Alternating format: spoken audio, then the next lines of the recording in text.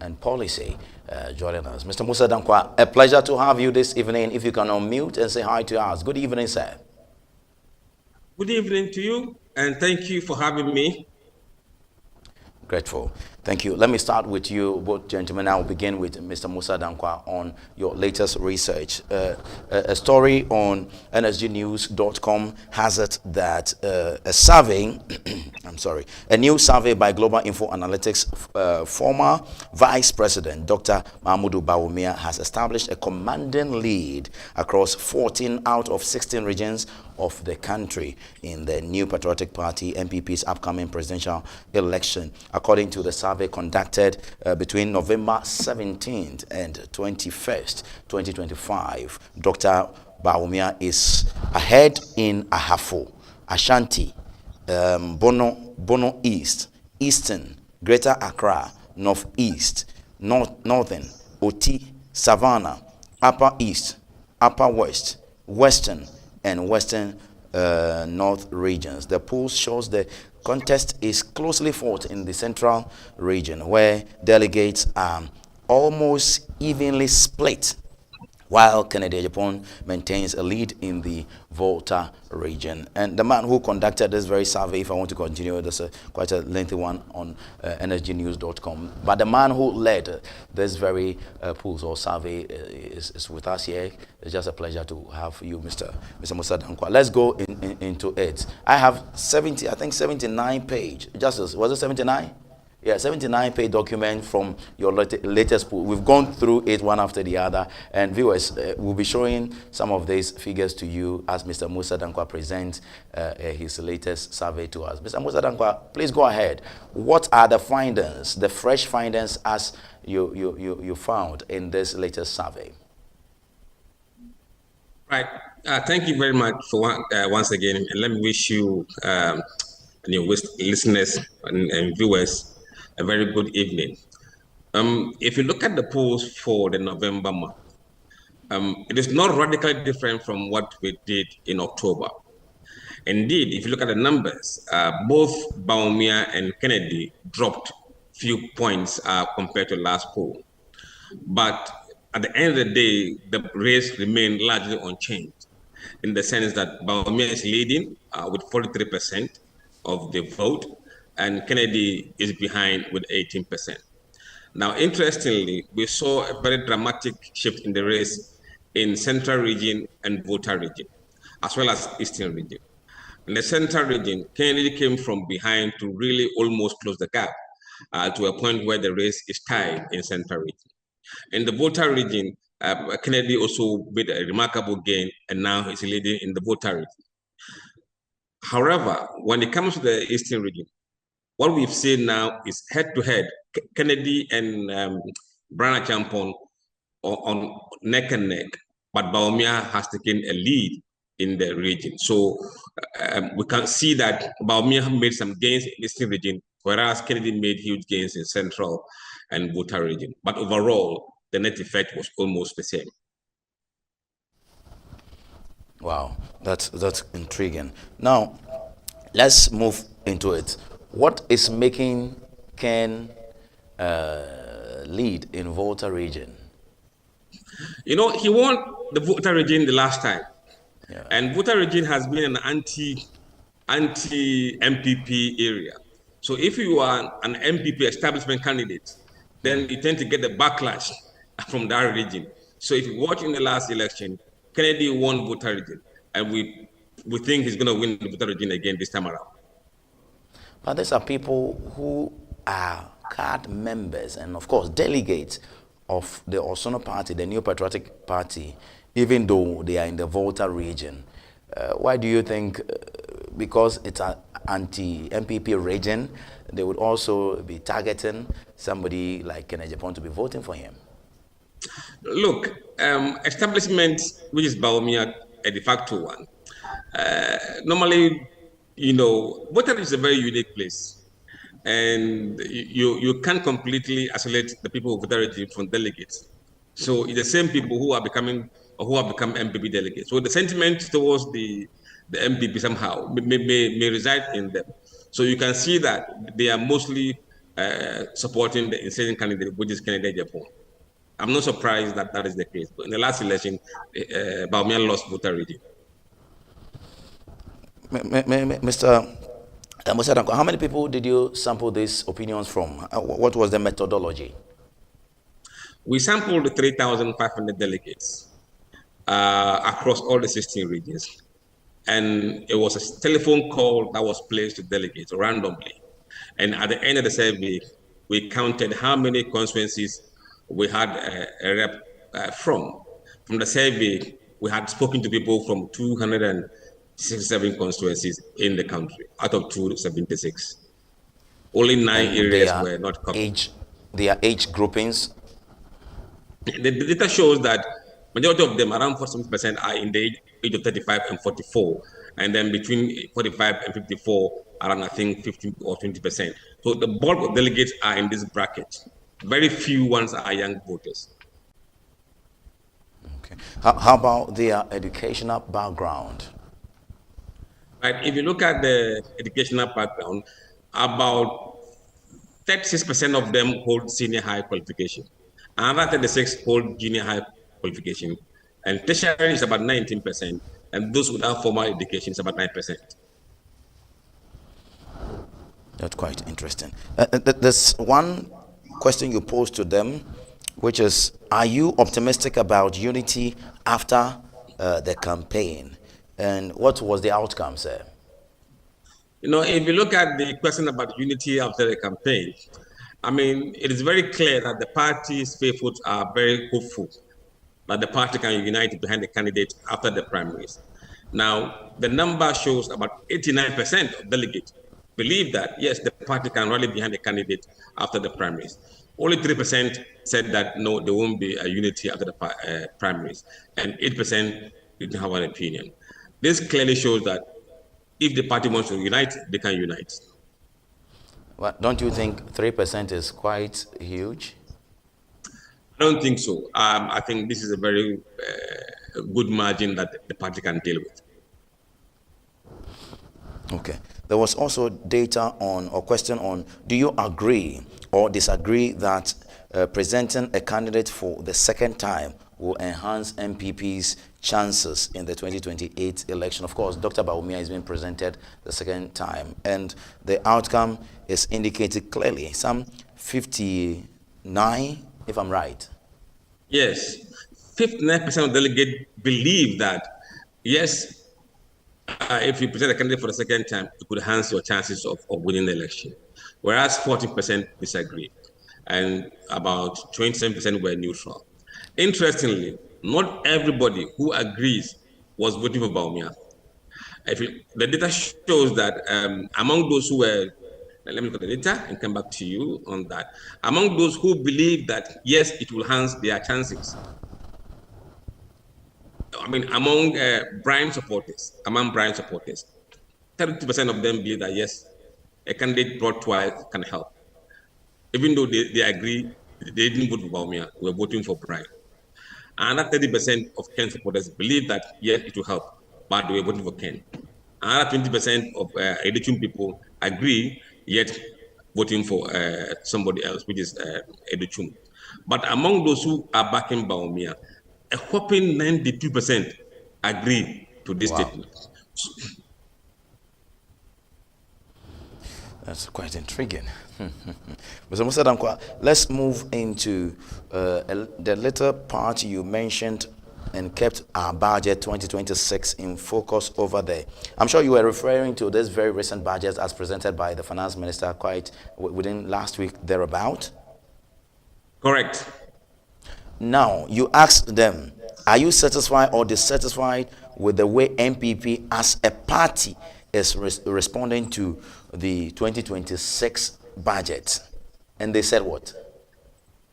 40% of them said they are unsatisfied with the way the party is responding to the budget. 40%. 13% said no, they are not satisfied with the way the party is responding to it. But a whopping 47% said they were neither satisfied or satisfied. So if you look at it, majority of people who are NPP delegates are either not satisfied or neutral about the way the party is responding. Clearly, it shows that people are not enthused overall about the way they are responding to budget 2026 budget? I want to go to Mr. Ibad Ibrahim. Mr. Mussa Dankwah, I'll be coming to you to help me appreciate the 2023 presidential election and do some comparison, as you have the data here, to the 2026, the upcoming one. Do some few comparison for me, but I'll come back for you to do that for me. Let me pick some opinions from Mr. Ibad Ibrahim. Mr. Ibad Ibrahim, this is the latest polls from your friend, Mr. Mussa Dankwah. He says Alhaji Dr. Mahamudu Bawumia is winning. What are your comments? I'm always full of praise. At this point, Mr. Mussa Dankwah is more than a friend. He's a brother, and we commend him for all the good work. And then kudos as well, sitting on the current activism and advocacy you are doing for equal rights in senior high schools. May your efforts yield a long-lasting result. I think, the way things are going, usually with political parties when they are in opposition, I want to associate myself with the fact that parties in opposition look fractured, they look irredeemable. We saw before the 2016 election, the suspension of a national chairman of an opposition party and also the general secretary. We saw videos at the party headquarters of the brandishing of a gun. Like you would say, the then opposition party was helplessly irredeemable, and there was no way the party could come together and fight for power. But eventually they came together and they fought and won. And then with the NDC as well, when it was in opposition, all remember the drama when Dufour was to pull out of the primaries, the purported shenanigans and all that. You would also think that the party in opposition was badly battered and fractured, and it was beyond repair. But eventually, they rallied around the flag bearer, His Excellency Dramani Mahama, and the NDC is back to power. It's refreshing. And when observers like us who sit on the fence hear parties in power talk about their colleagues on the other side, when the NPP won in the 2000 election, we heard that the NDC would never come to power. And when the NDC won after the 2008 election, we heard that the NPP would be in opposition. Some even give decades. No, you'll be in opposition for 40 years. You'll never come to power until 2052.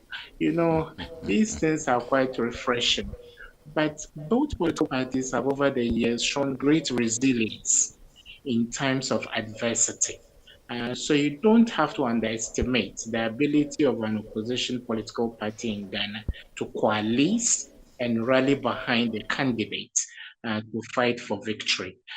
So I agree with the assertion that has been made by Mr. Mussa Dankwah that the numbers show that if there is a free and fair contest on the 31st of January, and a leader emerges, chances are the party will come together and unite for the battle in 2028. So I want to reiterate what I said the other time. If I were in the shoes of these political parties, I wouldn't play with the findings of Mr. Mussa Dankwah. I would read them as I do my dailies because they are so important. They are empirical. They've proven their credibility. The findings of Mr. Mussa Dankwah and his team have proven their credibility over time. And I dare say Mr. Mussa is the most credible pollster we have currently. So they shouldn't take these findings lightly. And then this shouldn't be complacent. That we are seeing people throw jabs at one another, say bad things about each other. Worse things happened in times past, but eventually parties came together, and political parties came together while in opposition, and they fought for them. Both the NDC and the template to show for that. So I think these findings are very important. But as to the candidacy of Dr. Mahamudu Bawumia, The expert in this area is Mr. Mussa Dankwah. But usually in Ghana, the disenchantment that is expressed when people gather at a base or on social media may not reflect the reality within the political parties. People are so attached to their political parties. Sometimes, if they feel like if this candidate is the one who can win power for us, then they can shelve their personal interests in other people and throw their weight behind that candidate. So I see Dr. Brian Echampo emerging would be a credible candidate. Dr. Bawumia would be a credible candidate. Ken would be a credible candidate. Edu Chum and all others that have lined up. So 2028 will be quite interesting, and I believe it will fit the textbook definition of what Ghana's politics has taught us over the past 3 or 4 elections, that when parties are in opposition, they're able to unite and fight for victory. Thank you very much, Mr. Ibad Rahim. Let me come back to you, Mr. Mussa Dankwah, and help me do this comparison. Two comparisons over here. You have it in your research, and it has to do with the 2023 election, presidential primaries of the New Patriotic Party, and also the upcoming one. And also, I think you did something in October, and also now November. I think there are some few changes over there. If you can take us through, please. Right. Let me quickly look at the data. If you look at the October polls that we conducted, in October, Bawumia was on 44%, now on 43%. He's down 1%. Canada Japan was on 19%, now 18%, down 1% roughly. Brother Champo remained static at 5%, no change. Yawo Idichum was 1%, now nearly zero, so drop 1%. And so it's Canada Japan also 1%, now down to 0%. We saw a complete reversal of gains people made over the last period. And those numbers moved from those candidates to what we call the undecided. Now, if somebody loses in a race and the number goes to other candidate, that is a good thing. But here, they all lost, and that number went to undecided. So people who are undecided have gone up compared to people who are declaring for a candidate. Now, on the question of looking at the race from 2023 angle, normally to see who is going to win, you can look at that from this data. Mm-hmm.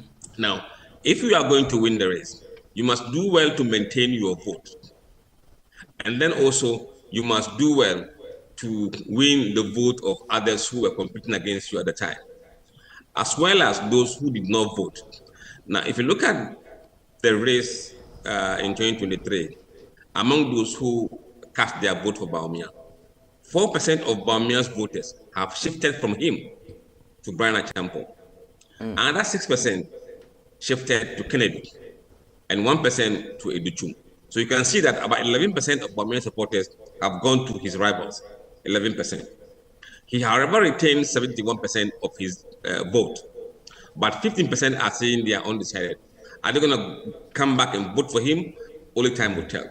And 4% are not disclosing who they will vote for among those who before then voted for him. Now, when it comes to Kennedy, he has lost 5% of his 2023 vote to Brian Champo. He has lost 1% to Yawo Educhum and lost 11% to Bawumia. So altogether, he's lost about 17% of his vote to other rivals. Now, if he was to win, he should have been retaining his numbers and not losing much to the opponent. Net effect is that Bawumia has given 6% of his vote to Kennedy, but he has taken 11% from Kennedy. So plus 5% for Bawumia. So Bawumia is leading on the vote of people who are switching. Bawumia is ahead. Now, if you look at those who didn't vote, sometimes if you lose grounds on those who voted last time, then you must get your numbers from those who didn't vote. Among those who didn't vote, 5% are voting for Brian Champo, 22% are voting for Kennedy, but 34% are voting for Bawumia. So Bawumia is still leading among those who didn't vote.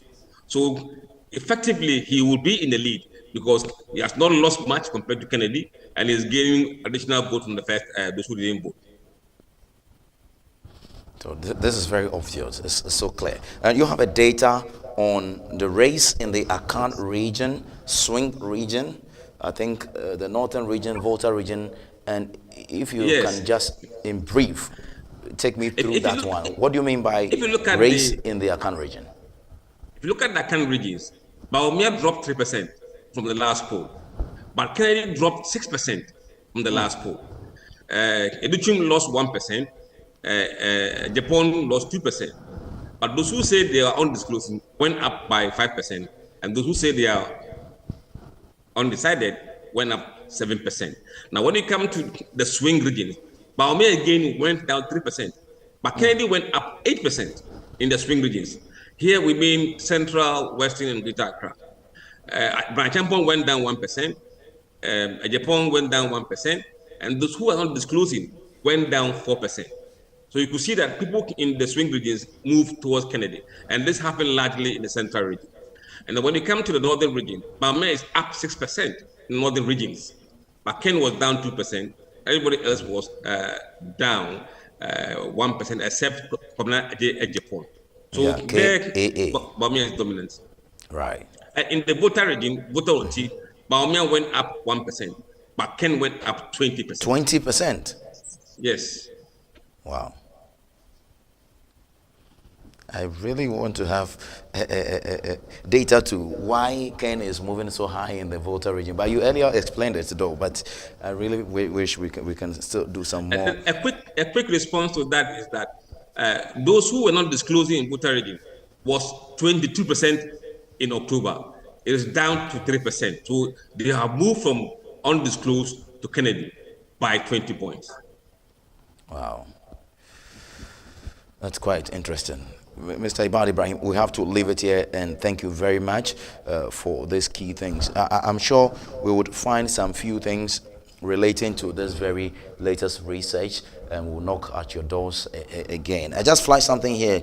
That's races stroke gender, the male and female, and those styles. If you can share some few light on this part for No, me. what we did was to look at what we call favorability rating among men and among women.